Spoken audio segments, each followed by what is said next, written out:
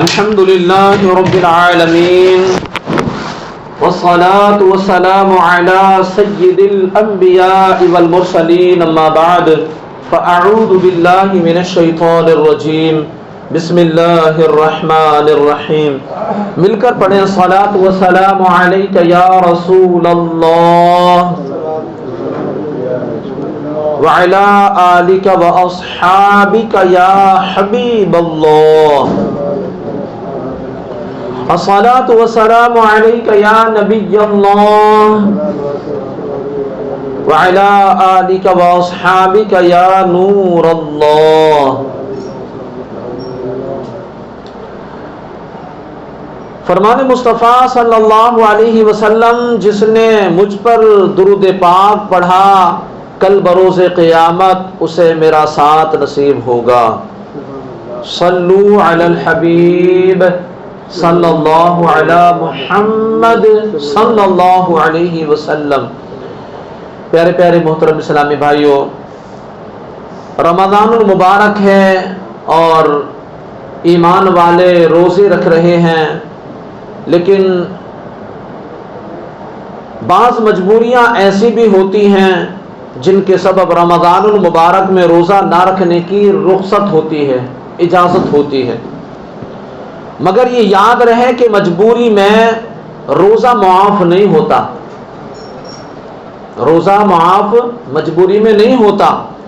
وہ مجبوری ختم ہو جانے کے بعد اس کی قضا رکھنا فرض ہے، البتہ قضا کا گناہ اس کے سر پر نہیں آئے گا. بہار شریعت جلد اول صفحہ نمبر 1002 پر در مختار کے حوالے سے لکھا ہے کہ سفر اور حمل یعنی عورت حمل سے ہو اور بچے کو دودھ پلانے کا زمانہ یا مرض یا بڑھاپا یا خوف و ہلاکت و اکراہ، یعنی اگر کوئی جان سے مار ڈالنے یا کسی عضو کے کاٹ ڈالنے یا سخت مار مارنے کی صحیح دھمکی دے کر کہے کہ روزہ توڑ ڈال، اگر روزہ دار جانتا ہو کہ یہ کہنے والا جو کچھ کہتا ہے کر گزرے گا تو ایسی صورت میں روزہ فاسد کر دینا یا ترک کرنا گناہ نہیں ہے. اکراہ سے مراد یہی ہے، اور نقصان عقل اور جہاد یہ سب روزہ نہ رکھنے کے عذر ہیں. ان وجوہ سے اگر کوئی روزہ نہ رکھے تو گناہگار نہیں ہوگا. دوران سفر بھی روزہ نہ رکھنے کی اجازت ہے. سفر کی مقدار بھی ذہن نشین کر لیجئے کہ سفر کی مقدار کتنی ہونی چاہیے اور کتنی مقدار میں سفر کرنے والا مسافر شرعی کہلائے گا. سیدی و مرشدی امام اہل سنت اعلیٰ حضرت مولانا شاہ امام احمد رضا خان رحمۃ اللہ علیہ کی تحقیق کے مطابق شرعاً سفر کی مقدار 57.5 میل یعنی تقریباً 92 کلومیٹر ہے. جو کوئی اتنی مقدار کا فاصلہ طے کرنے کی غرض سے اپنے شہر یا گاؤں کی آبادی سے باہر نکل آیا وہ اب شرعاً مسافر ہے. اسے روزہ قضا کر کے رکھنے کی اجازت ہے اور نماز میں بھی وہ قصر کرے گا. مسافر اگر روزہ رکھنا چاہے تو رکھ سکتا ہے، اس کو اجازت ہے، مگر 4 رکعت والی فرض نمازوں میں اسے قصر کرنا واجب ہے. نہیں کرے گا تو گناہگار ہوگا. اور قصداً 4 پڑھی اور 2 پر قاعدہ کیا تو فرض ادا ہو گئے اور پچھلی 2 رکعتیں نفل ہو گئیں. مگر گناہگار و عذاب نار کا حقدار ہے ایسا کرنے والا کہ واجب ترک کیا لہذا توبہ کرے.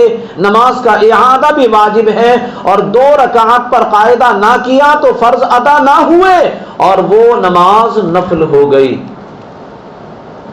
اور جہالتاً یعنی علم نہ ہونے کی وجہ سے پوری 4 پڑھی تو اس نماز کا پھیرنا یعنی دہرانا بھی واجب ہے.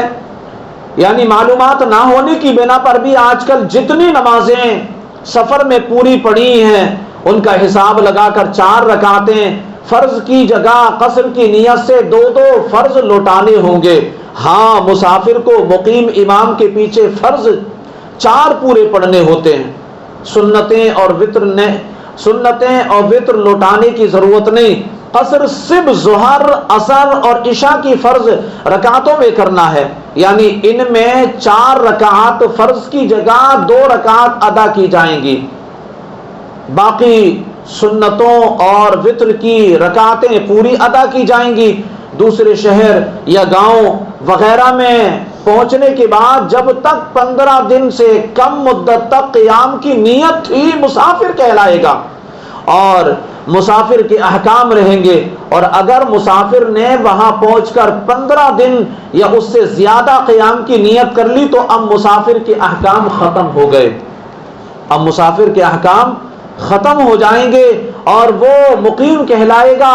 اب اسے روزہ بھی رکھنا ہوگا، نماز بھی قصر نہیں کرنی ہوگی بلکہ پوری ادا کرنی ہوگی۔ سفر کے متعلق ضروری احکام کی تفصیلی معلومات اگر حاصل کرنا چاہتے ہیں تو بہار شریعت حصہ 4 باب نماز مسافر کا بیان آپ مطالعہ کریں، انشاءاللہ بہت معلومات حاصل ہوگی۔ صلو علی الحبیب صلی اللہ تعالی علی محمد صلی اللہ علیہ وآلہ وسلم۔ پیارے اسلامی بھائیوں، عاشقان رسول کی دینی محافل میں شرکت کریں گے تو انشاءاللہ ایسی اچھی باتیں سیکھنے اور سکھانے کا